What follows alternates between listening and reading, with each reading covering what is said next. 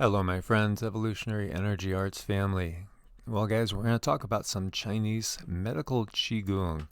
And this is a great PDF, a fantastic book. These books are very expensive. They could end up costing you hundreds of dollars depending on just when you're looking for them. And I'm lucky enough to have these books and have studied them. And they're very in-depth, amazingly in-depth.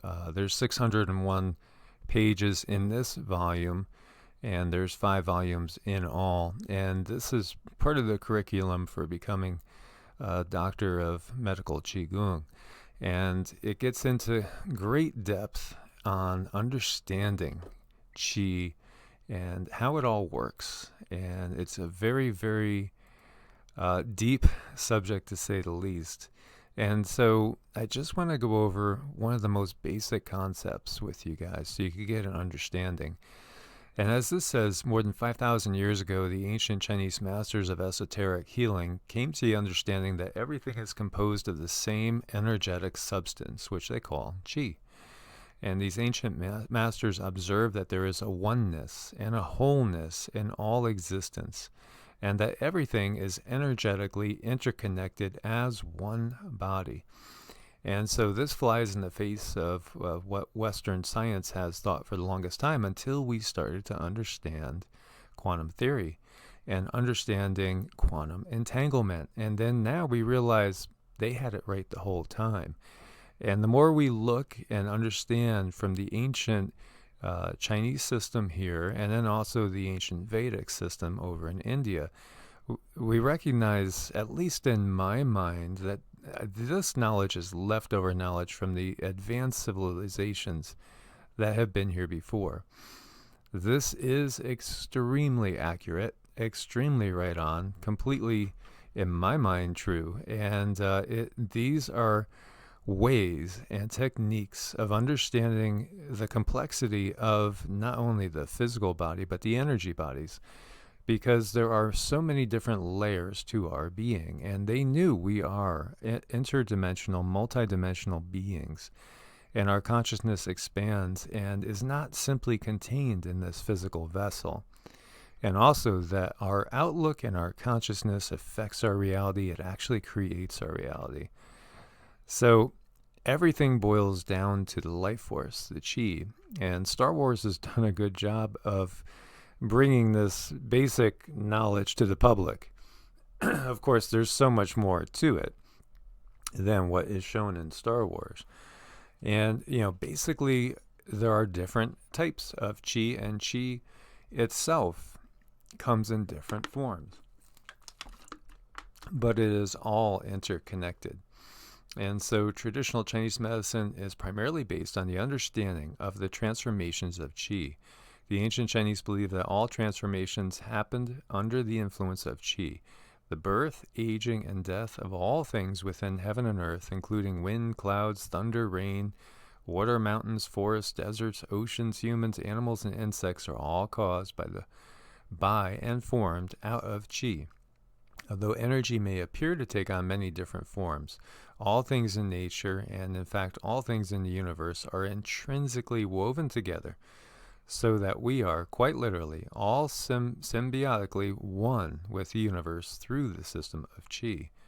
Qi is vibrating in a constant energetic motion within all things. It's the catalyst for everything to relate and interrelate within the universe. The ancient Chinese believe that the Qi of yin and yang fulfills the great void, and the great void is called Wuji. And so the great void, we can conceptualize, actually it goes perfectly in line with the Kabbalah, Hebrew mysticism, also in Gnosticism, as well as Hinduism and Buddhism. So we see that all these traditions are interrelated and are really saying the same thing in different words. And they really do fly in the face of fundamentalist point of view. And so it gets you thinking about, well, then where did the fundamentalist point of view come from? Well, it's a system of control, and that's the bottom line, and also of keeping the knowledge of the truth out of the public's reach. Because the truth really will set you free, and you will recognize the power that you have within. And we all do have tremendous power, which obviously then that takes their ability to control us, mind, body, and spirit, away from them. And that's been part of what's been happening for thousands of years now. So as we understand, Qi is vibrating in a constant energetic motion within all things. It's a catalyst for everything to relate and interrelate within the universe. So the ancient Chinese believe that the Qi of yin and yang fulfills the great void. Now, the great void, if we look at Hinduism and the god Shiva, which so many people view these in Western terms, not understanding the bigger picture, because Shiva actually means that which is not, in reference to the void. And it's through mind that things become manifest, and not the brain, but the mind being different. The brain is just, again, it's just, it's part of the processes for operating this physical vehicle in this 3D reality. But the mind extends beyond the brain, and the mind is vast. And the great mind is what forms all things. As we recognize the divine influence on this plane of existence, the uniformity, and we could look at like the programming. The computer programming is so intricate and so in-depth and just so well put together. When we look at things like the Fibonacci sequence and the fractal nature of everything in this universe, it becomes apparent that most definitely there is a great architect, a great designer. There is a source of all of this. And yet, it's way more than what we have been led on in the West to believe. And there is an interconnectedness that exists in all things, which intrinsically brings to the individual great possibilities, great personal power to manifest and develop their own life without the need of any intermediaries like the church that has developed. And again, the church controlled all things in the Western culture. And if you were rich enough in ancient times, you could pay an indulgence and be forgiven of sins or divorced, when the average person who didn't have the money wouldn't be able to, as we saw that control that has been over this world. And that control is extended back for thousands of years. But this is all leftover knowledge from the higher civilizations, and it's extremely accurate. So Qi is stored in the body in the form of energetic pools, creating the energetic matrix of the internal organs. From those internal pools, the body's life force energy flows in the form of rivers and streams. These energetic rivers and streams form the body's vessels, channels, and collateral systems. And as we look over here, understanding this, so we have what we would call basically 3 Dantiens. And these Dantiens are those energetic reservoirs of energy. And so these are places where the energy pools in different vibratory rates.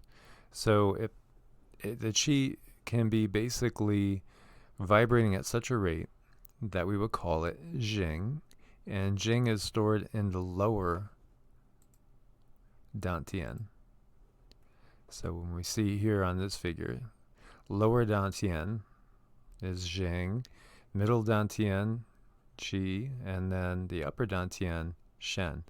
And so we have the 3 treasures of Jing, Qi, and Shen.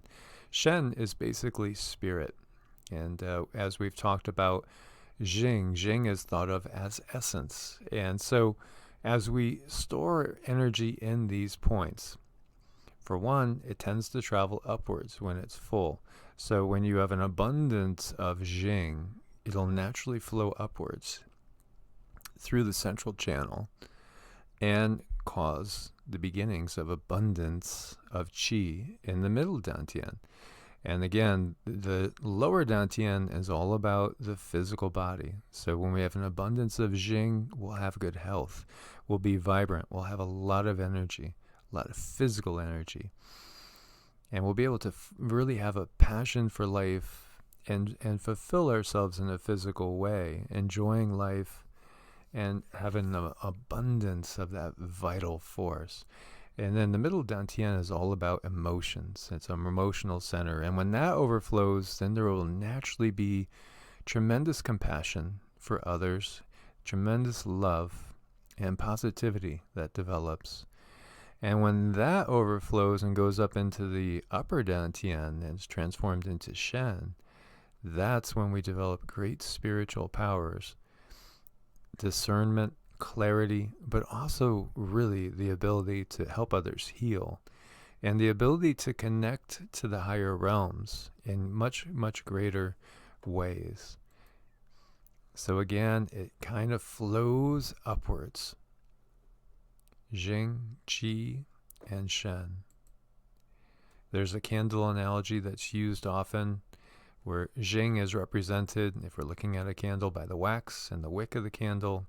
The quality of the wax and the reserve of the wax available for burning determines the life of the candle. Your Jing, which is determined by your genetic inheritance and your deep energy reserves, also what you're taking in food-wise, determines your longevity. It takes a long time to deplete Jing and is extremely hard to replenish. So conserving it is important. And so in that sense, the ancient Taoists would tend to, as a male, not ejaculate, or ejaculate as little as possible.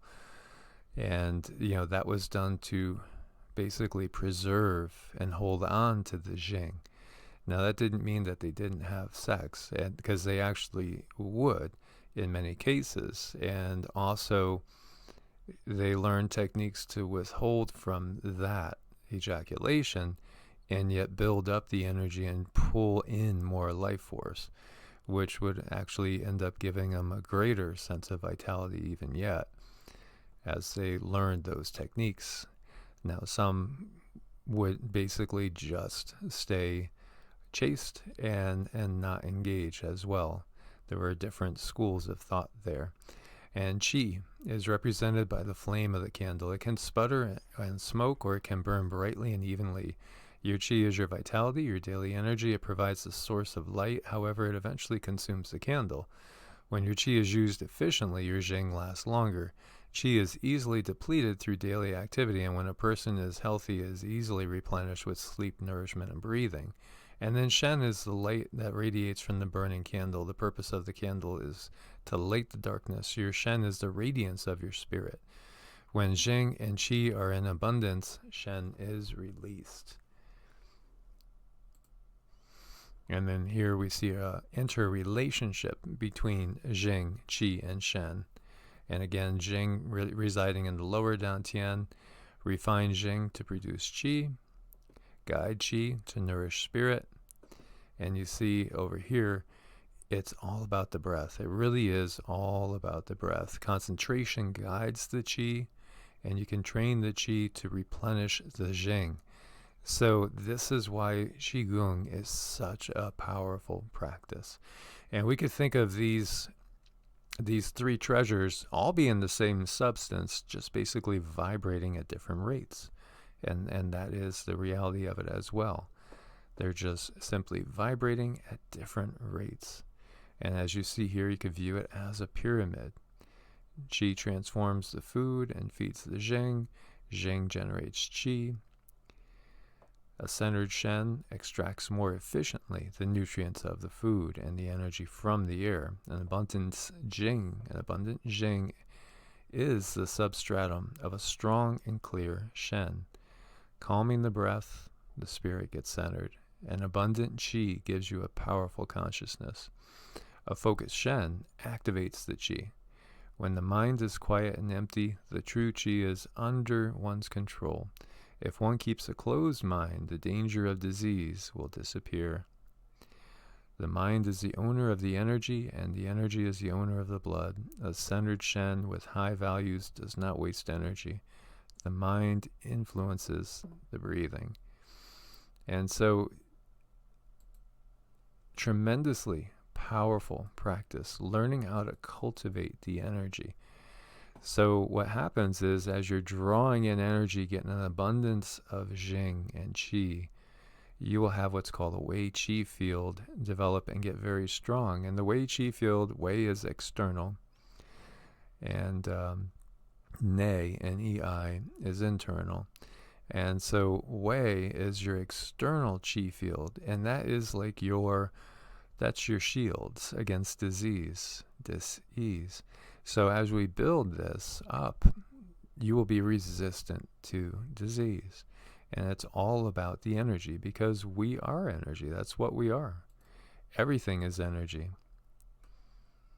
And so if you look at this, the 5 energetic fields, you could relate Jing to matter, Qi to energy, Shen to spirit, Wuji is the void, and then the Tao is, you could view it as prime creator or God. And there's different ways of looking at this as well, and different systems. And so I wanted just to give you a brief overview. There is so much more to talk about, but I wanted to especially give you an overview on the 3 treasures. Again, Jing, Qi, and Shen. And by cultivating this energy through the practice of Qigong and meditation, you can give yourself abundant health, abundant vitality, but also peace in your heart and positivity, and then ultimately also strengthen your spirit, your connection to the higher realms, and just that oneness, that knowing of the oneness of all things, which only comes by going inside. You're never going to experience that by just analyzing and using the left side of the brain. It's something that can only be engaged by going deeply within. So I wanted to share this with you guys, give you guys a little something to think about in terms of medical Qigong. And as always, my friends, like, share, subscribe. There'll be more coming. Click the bell, get all the notifications. Thank you for your support on Patreon and Ko-Fi. God bless and namaste.